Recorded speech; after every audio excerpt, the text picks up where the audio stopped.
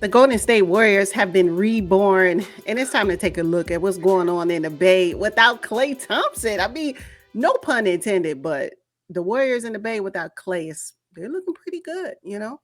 I agree. I agree. I think I'll attribute some of that to the acquisition of Buddy Hield. Believe it or not, Buddy Hield has come to play with the Warriors because he did not go to play with the Sixers. Not at all. But the Warriors, yes. And even more so, I think he will not be Klay. Don't get me wrong. I mean, Klay in his prime, Buddy Hield could never. Right? However, Buddy Hield in his prime, at least right now with what the Warriors need, he is that dude for them, considering what they need. And also, I like the fact that Buddy Hield was able to kind of hold it down a little bit, of course, with the supporting cast when Steph Curry was out. I mean, what he did, he had a 27-point game, then he had another 28-point game during those 3 games that Steph Curry was out. So, no, it's been amazing how he's been able to fit into this offense, really make it work and be available. I mean, if he can continue to be solid on 3-point shooting, because you know teams are going to double team Steph Curry. If he can always sit off in the wing and be ready to shoot the ball, that's great. And, I mean, I don't see we got Draymond Green to help support that. It's amazing. So, yeah, Buddy Hield for me is one clear takeaway on how his addition to the roster has helped shaped the Warriors in their next phase without Klay. Mm-hmm. Yeah, Buddy Hield has definitely rolled back the clock. I mean, he's looking like the old Buddy Hield, and I question whether he's the new Splash Brother. I mean, I don't know. No, we need a new name. You cannot replace Klay. Let's come up with a new name, because Splash Brothers reserved for Klay Thompson, Steph Curry, and Draymond Green. Don't use that name and then now insert Buddy Hield. I don't want to hear it. No, nah. Well, hey, you know what? When you're shooting 49% from the field and 46 from 3, I think he can get an honorable mention because he's definitely splashing the ball through the net. Come up with another, maybe Tidal Wave Crew. I don't know. I'm just saying. I agree with that. Not Splash though. Splash is reserved for that period of time with the 3 of them and them championships they won. They need to come up with a new phrase. That's what I say, to include Buddy Hield so it can be their own now with this new group, because you will not replace Klay in that for me. Okay. All right. But definitely Buddy Hield's playing really good. But you know, one thing about Steph Curry, Steph is still Steph. Ain't nothing nobody can do about it. I mean, he's lethal. He's still hungry after all these years. They called him the babyface assassin when he first came into the league, and he's still doing it. I mean, goodness, at 36 years old. 36, yes. Yeah. It's still impressive.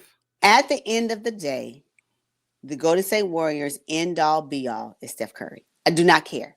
Thank you, Buddy Hield, for holding down for 3 games, doing your part. At the end of the day, end all be all for the Golden State Warriors will always be Steph Curry. I agree. Yep. He leads their league. He leads them in points, assists, and steals. I know, right? What more do you want from Stephen Curry at this stage of his career? He's playing, you know what? And that's why I think on a previous podcast episode, we were talking about the NBA Cup games. And I said, Steve Kerr looks kind of uninterested on the sidelines. It's because you have players like Steph Curry's gonna keep everybody in line, keep everybody motivated. And then you got Draymond Green. Draymond, say what you want about him, but he's going to bring intensity. He is going to hold people accountable, even if he doesn't hold himself accountable on the court. But Draymond, I just feel like without Draymond, they do not have a dog. He is their dog. You can't have a bunch of, you know, I guess you can have a bunch of nice guys. You can't have exactly. You can't have a bunch of Steph Currys and think you're going to really, you know, take over and be aggressive like that. You're just not. You need somebody to back you up.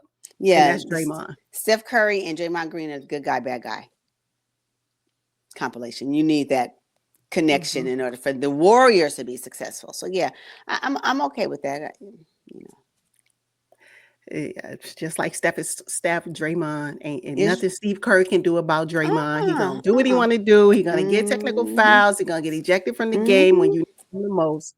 That's who he is. But that's the package that they signed up for since the beginning of time when the 3 of them originally got together. So hey, that's what they have accepted from him. And until they do no longer accept that, and the league no longer accepts it, then Draymond's going to do what Draymond thinks. That's just what it is. That's just what it is. Okay, so the Warriors' depth has been their strong suit all season. I think Podzipski, they call them Pods because I'm having a hard Yeah, trouble B pronouncing the pod. brother's name. They call him B pod. B pod. Yeah. Kuminga and Trace Jackson Davis. Ah, my goodness.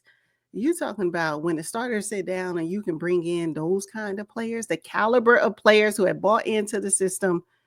Stop it. The Warriors, I know we said the ship has sailed, but when you have a bench like this to support the Yes. OGs in the starting Yeah. lineup, Yeah. the sky's the limit. I think they're like second or something in pace. The Warriors are flying, and it's because of the young guys. They're just keeping up. They are allowing the Warriors, and I want to say Warriors. When I say Warriors, I'm talking about when I use Warriors in this context. I'm talking about Steph, Draymond, and I'm going to include Andrew Wiggins in that. You know, I'm talking about that veteran type player, right?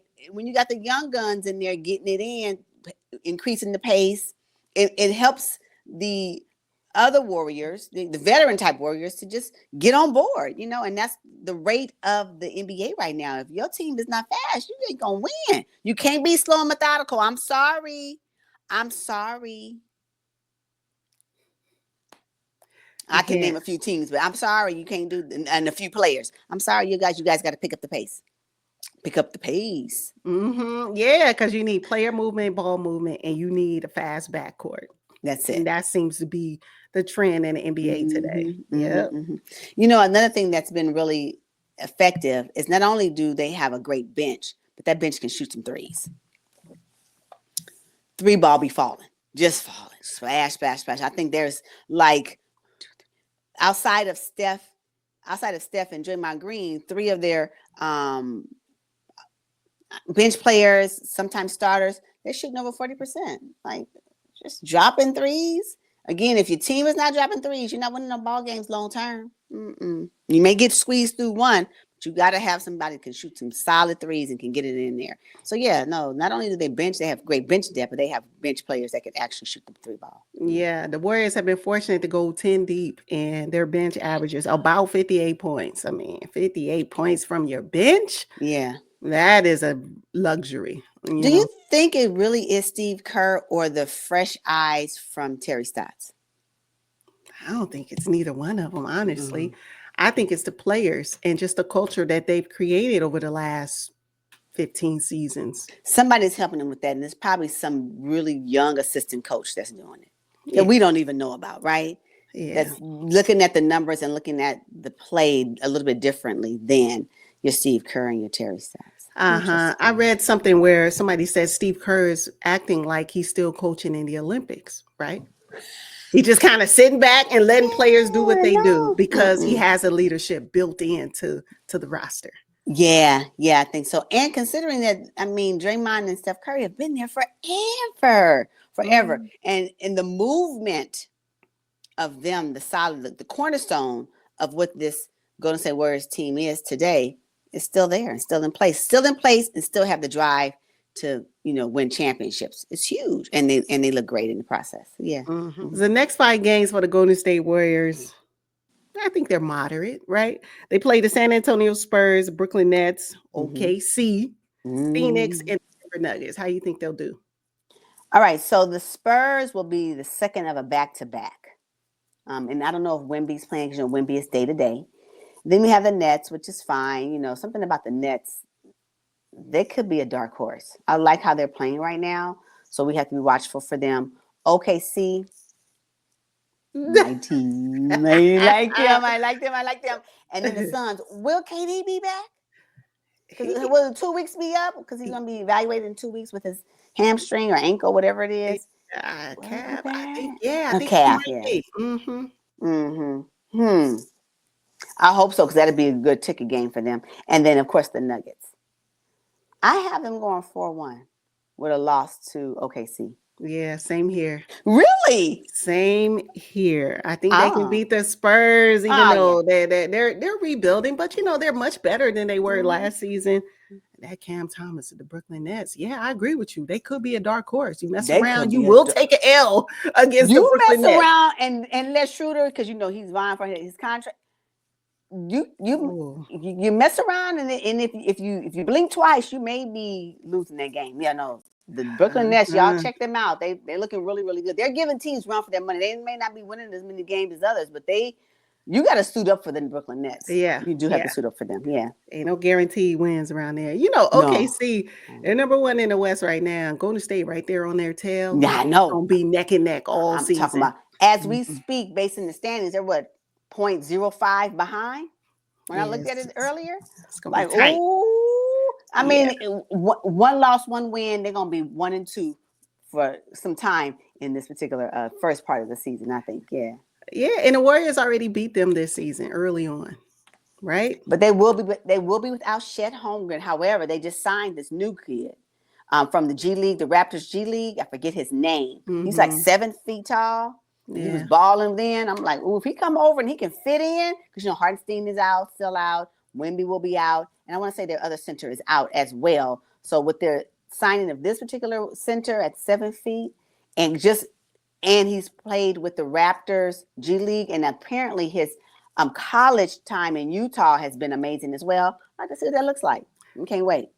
yeah. Okay, yeah. So I think the Warriors will go 4-1. They have 3 nationally televised games of their next 5. That says a Yeah. lot, right? Yeah. But see, the Warriors got to hold on to their NBA Cup. Right now, they're 2-0 as we speak. So they want to maintain that. And their third NBA Cup game was going to be against the Pelicans before, like on a Friday. So it could potentially be 3-1 by the time this 5-game stretch happens. And they don't want to lose that particular cup position. I don't think they do. So yeah, we'll see.